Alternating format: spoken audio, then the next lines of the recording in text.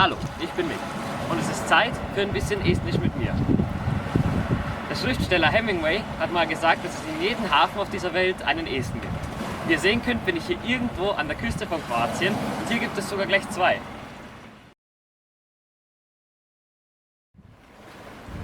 Doch was wissen wir über die Esten?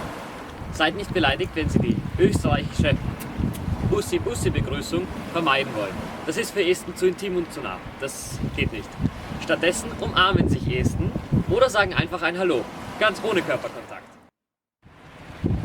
Die Hauptstadt von Estland ist nicht Riga, wie oft behauptet wird. Riga ist überhaupt keine estische Stadt. Denn die Hauptstadt von Estland ist nämlich Tallinn.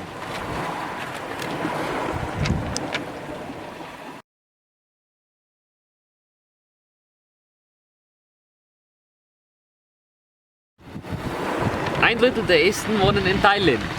Die anderen 2 Drittel denken, dass der nächste Nachbar mehrere Kilometer entfernt sein sollte. Am besten hinter einem Wald. Privatsphäre.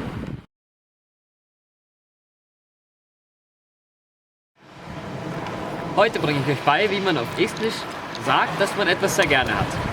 Ma armastan. Ich liebe. Sind. Dich.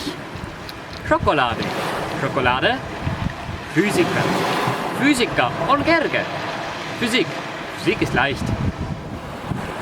Heute haben wir Uku und Iti, wobei ich keine Ahnung habe, ob diese Namen irgendwas bedeuten. Uku sagt, ich liebe dich.